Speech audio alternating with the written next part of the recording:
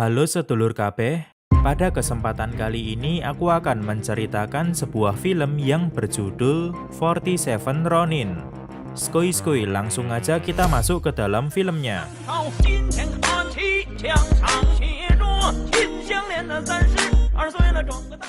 Cerita bermula di sebuah provinsi bernama Ako, di mana ada seorang bocah bernama Kai yang tidak diketahui dari mana asalnya atau bagaimana dia bisa sampai di Ako.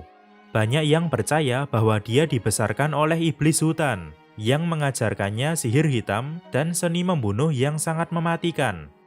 Suatu hari, Kai ditemukan oleh pasukan samurai Ako dan akan dibunuh oleh seorang bernama Oishi. Tetapi penguasa provinsi Ako yang bernama Asano melarangnya. He's a child, just like you. Ternyata sebelumnya Kai mencoba kabur dari hutan iblis, dan untunglah dia diselamatkan oleh Asano. Disinilah pertama kalinya dia bertemu dengan putri Asano yang bernama Mika. Hubungan dua sejoli ini kian memanas ketika pihak perempuan memberikan ciuman pertamanya. Cerita berlanjut saat Kai sudah beranjak tua. Pada suatu hari dia sedang melakukan perburuan monster bersama pasukan samurai Ako. Di sini terjadi perburuan yang cukup alot.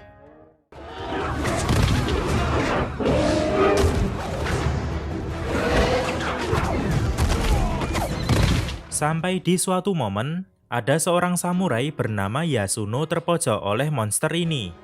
Namun untunglah Kai datang untuk memberikan pertolongan dan mengalahkan si monster.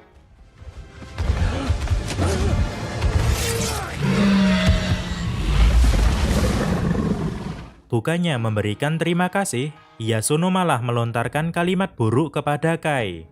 Tampaknya stigma negatif itu masih melekat pada diri Kai. Lebih parahnya lagi, Yasuno lah yang mendapatkan pujian atas terbunuhnya si monster. Tetapi di sini Oishi menyadari bahwa yang membunuh monster itu adalah Kai. Setelah perburuan itu, Kai mendapati seekor rubah putih yang tiba-tiba muncul. Dan dia juga merasakan sesuatu yang janggal. Kembali ke Asano yang sudah pulang ke istana dengan selamat. Perburuan tadi dilakukan karena Provinsi Ako akan menyelenggarakan sebuah turnamen yang akan dihadiri oleh beberapa tamu penting. Intinya agar para tamu bisa datang dengan selamat dan turnamennya bisa berjalan dengan lancar. Berpindah ke provinsi saingan Ako yaitu Nagato, yang dipimpin oleh penguasa bernama Kira. Di sini juga diperlihatkan rubah putih yang ternyata adalah penyihir bernama Mizuki. Tampaknya mereka ini memiliki rencana yang jahat terhadap Asano dan provinsi Ako. Sedangkan di sisi Kai, dia didatangi oleh Mika yang khawatir padanya. Setelah perbincangan yang cukup singkat, pertemuan itu harus diakhiri dengan kurang menyenangkan, di mana sebenarnya dua sejoli ini saling mencintai, tetapi Kai merasa bahwa hubungan itu tidak akan bisa berlanjut. I'll always love you, but you have your place, and I am mine. Di suatu malam, sampailah penguasa dari semua provinsi di Jepang yang bernama Shogun. Ibaratnya, dia itu seperti presiden. Di saat acara sambutan sedang berlangsung, Kai melihat seorang wanita yang mempunyai mata yang sama dengan rubah putih di hutan sebelumnya. Kemudian dia pun melaporkannya kepada Oishi karena yakin wanita itu adalah penyihir. Tetapi Oishi tidak percaya dan berpikir bahwa Kai hanya tergila-gila oleh wanita cantik. Hari yang dinantikan pun tiba. Ternyata ini adalah turnamen pertarungan samurai antara provinsi Ako dengan Nagato. Berlanjut ke acara hiburan yang sedang berlangsung, Yasuno sedang bersiap-siap karena dia adalah samurai yang terpilih untuk bertarung. Lalu di sini dia didatangi oleh Mizuki yang berwujud rubah putih. Kemudian waktu pertarungan telah tiba. Perwakilan Nagato sudah masuk ke arena, namun Yasuno masih belum terlihat. Yang ternyata Yasuno sudah diguna-guna oleh Mizuki. Tentunya ini adalah berita buruk. Kalau pihak mereka tidak segera mengirimkan samurai, maka provinsi Ako akan menanggung malu. Sampai akhirnya Kai turun ke arena untuk menggantikannya. Untunglah di sini dia memakai sebuah sirah yang menutupi seluruh tubuhnya, sehingga orang-orang tetap menganggapnya sebagai Yasuno. Dan disinilah Kai harus berhadapan dengan seorang samurai bertubuh layaknya Buto.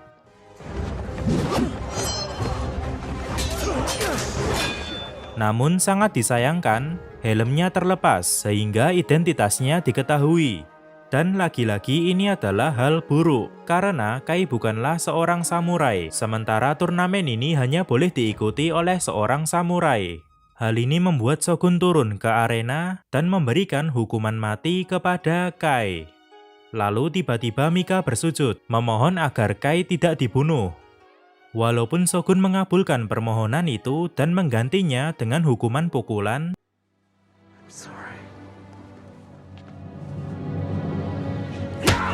tetapi ini tetap membuat nama baik Ako, terutama Asano, tercoreng. Mizuki dan Kira memanfaatkan pikiran Asano yang sedang kalut untuk kejahatannya. Di sini Asano disihir.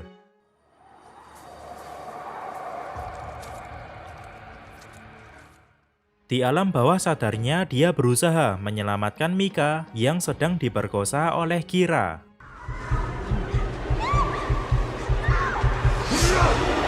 Padahal kenyataannya, dia sedang berusaha membunuh Kira yang sedang tertidur. Dan terjadilah kegegeran di malam itu. Atas kejadian itu, Shogun memberikan hukuman mati kepada Asano dengan cara seppuku.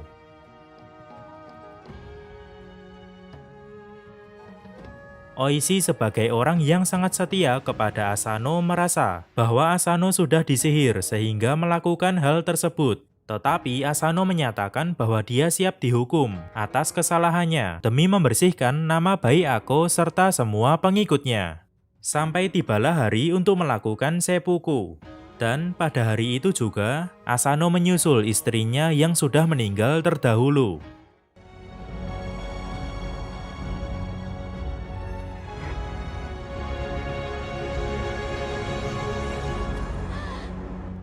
Oishi dan Samurai Ako bertekad untuk balas dendam, tetapi tidak sekarang, karena sudah pasti mereka akan kalah, dan lebih parahnya lagi, bisa menyebabkan warga Ako dibantai sampai habis. Setelah itu Shogun memberikan beberapa keputusan. Samurai Ako kini menjadi Ronin, dan dilarang untuk membalaskan dendam atas kematian Asano. Lalu, Mika akan diberi waktu 1 tahun untuk berkabung. Selepas itu, dia akan dinikahi oleh Kira sebagai bentuk persatuan 2 provinsi dengan Kira sebagai penguasanya. Bahkan, Kira juga memberikan keputusan yang lebih kejam. Para Ronin akan diasingkan, sedangkan yang ngotot menetap akan diburu dan dihukum mati. Kemudian Oishi dilemparkan ke dalam lubang, karena Kira ingin menghancurkan tekad Oishi sebagai ancaman terbesarnya. Beberapa bulan kemudian Oishi dibebaskan dan dibuang ke sebuah desa. Disinilah dia bertemu dengan anaknya yang bernama Chikara, lalu didapatkanlah beberapa informasi. Para Ronin sudah meninggalkan Ako, begitu pula dengan Kai yang sudah dijual sebagai budak di Pulau Belanda. Sedangkan Mika akan segera dinikahi oleh Kira karena waktu berkabungnya hampir habis. Tentunya Oishi tidak ingin hal itu terjadi dan dia ingin membalaskan dendam atas kematian Asano yang dianggapnya janggal. Lalu dikirimlah Chikara untuk mengumpulkan para Ronin Ako yang sudah terpecah belah. Sedangkan Oishi sendiri akan datang ke Pulau Belanda.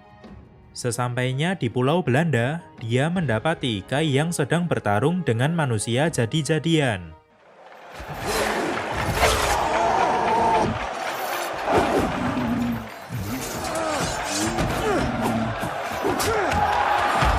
Tampaknya Kai sudah mengalami banyak tekanan beberapa bulan terakhir, sehingga membuatnya hilang kendali, bahkan sempat menyerang Oishi.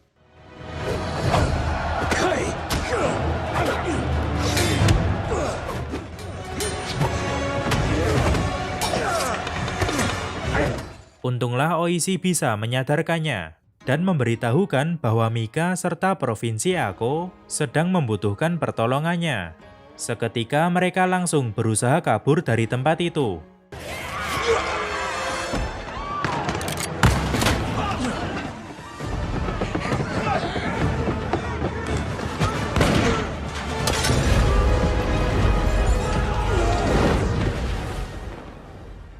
Pada awalnya, Kai sempat marah karena dulunya sering diperlakukan dengan tidak adil. Bahkan Oishi juga tidak mempercayai ucapannya sebelumnya.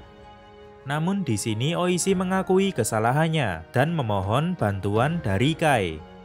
Sampai akhirnya Kai mau memberikan bantuan, yaitu sebagai balas budi atas kebaikan Asano yang dulu pernah menolongnya sewaktu kecil. Sementara di tempat lain, Kira mendapatkan kabar bahwa Kai berhasil kabur dari Pulau Belanda dengan dibantu oleh seseorang. Kira pun yakin bahwa itu adalah Oishi.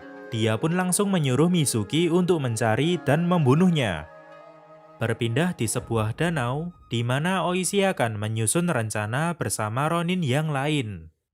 Serangan akan dilancarkan saat Kira sedang berdoa di sebuah kuil. Maka dari itu dikirimlah seorang bernama Isogai untuk mencari informasi, yaitu kapan Kira akan pergi ke kuil. Lalu dua orang bernama Chusaemon dan Okuda diminta untuk mengumpulkan para Ronin yang lain. Sedangkan Oishi akan memimpin sisanya untuk mencari pedang di Uetsu, yaitu desa para pembuat pedang. Tetapi sesampainya di Uetsu, ternyata desa itu sudah dijajah oleh prajurit Kira. Mereka pun langsung berpura-pura menjadi petani yang akan membeli peralatan di desa itu. Kemudian saat para prajurit lengah, Kai langsung melancarkan serangan.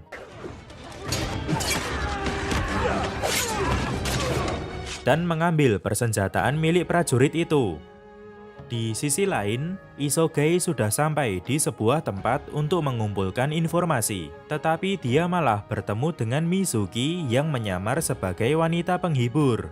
Dan sepertinya akan terjadi sesuatu hal yang buruk. Merasa persenjataan yang dimiliki masih kurang, Kai menyarankan Oishi untuk mengambil pedang di lautan pepohonan hutan iblis, yaitu hutan tempat Kai dibesarkan. Walaupun Oishi sempat ragu, namun Kai mampu meyakinkannya, dan lagi pula tidak ada pilihan yang lain. Setibanya di hutan iblis, terlihat beberapa roh yang berkeliaran.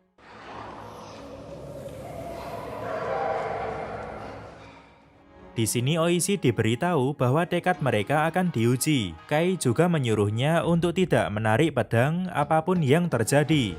Sementara beberapa Ronin yang lain diminta untuk tetap berada di luar. Sesampainya di dalam, Kai meminta kepada iblis untuk memberinya persenjataan, tetapi dia malah diceramahi. Intinya si iblis berusaha menggoyahkan tekad Kai. Sedangkan Oishi berada di sebuah tempat di mana banyak iblis yang sedang bersujud. Lalu tiba-tiba, para Ronin berdatangan karena merasa khawatir, yang padahal sebelumnya mereka sudah dilarang untuk masuk. Para iblis pun mulai menunjukkan reaksi yang aneh. Dan Yasuno langsung menarik pedang untuk berjaga-jaga. Seketika para iblis langsung melakukan serangan dengan membabi buta. Save your man. Draw your sword. Beberapa Ronin pun terbantai, dan Oishi terus mendapatkan bisikan untuk menarik pedangnya. Tetapi dia masih berpegang teguh pada pesan dari Kai. Sementara di sisi Kai, dia ditantang untuk mengambil pedang di hadapannya jika ingin permintaannya dikabulkan. Kai pun bisa mengambil pedang itu lebih dulu, dan langsung menodongkannya ke leher si iblis. Seketika pertarungan di tempat Oishi hilang begitu saja, yang menandakan bahwa itu hanyalah ilusi semata. Ujian pun berhasil diselesaikan dan mereka mendapatkan pedang yang diinginkan.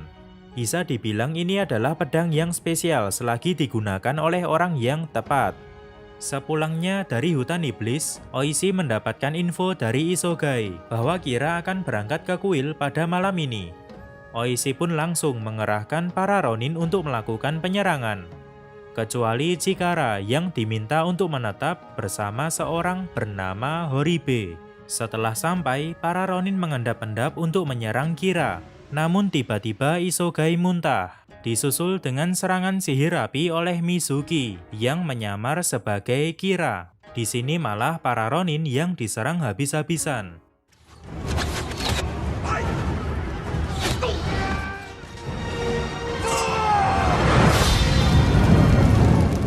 Jadi intinya, Mizuki telah menyihir Isogai di pertemuan sebelumnya dengan tujuan jebakan di malam ini. Setelah tempat itu habis terbakar, Mizuki menemukan pedang milik Oishi yang tergeletak.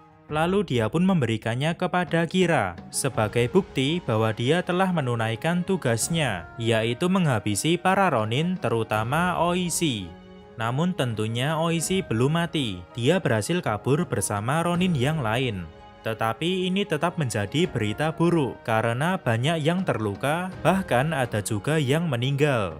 Ketika Oishi merasa putus asa, Kai datang untuk kembali membangkitkan tekadnya.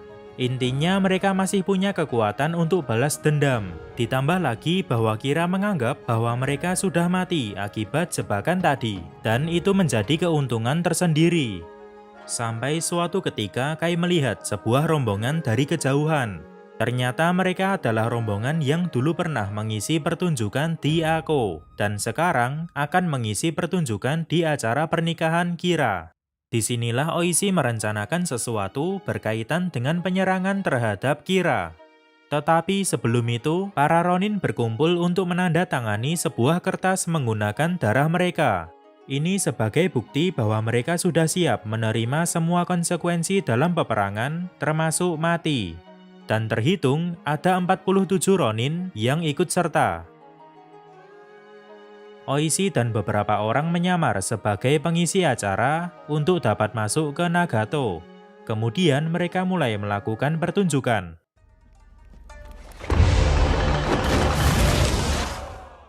Sementara yang lain masuk ke Nagato dengan cara memanjat tebing jurang. Dan dimulailah penyerangan oleh Ronin secara diam-diam.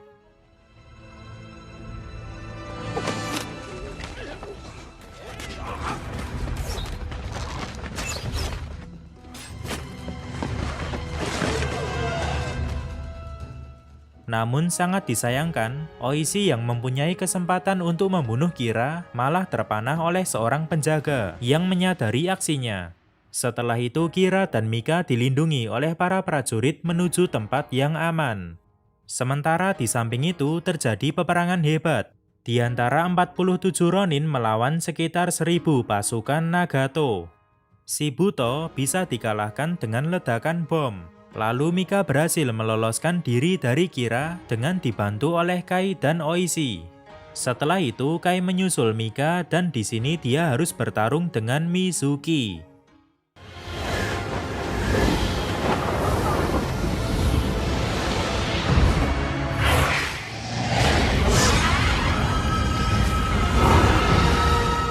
Sedangkan Oishi tentunya mengincar Kira untuk membalaskan dendam Asano.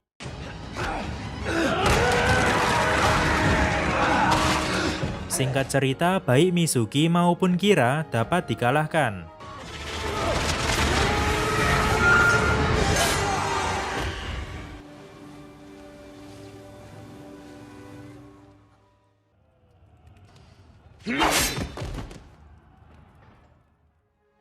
Peperangan pun dimenangkan oleh Ronin Ako.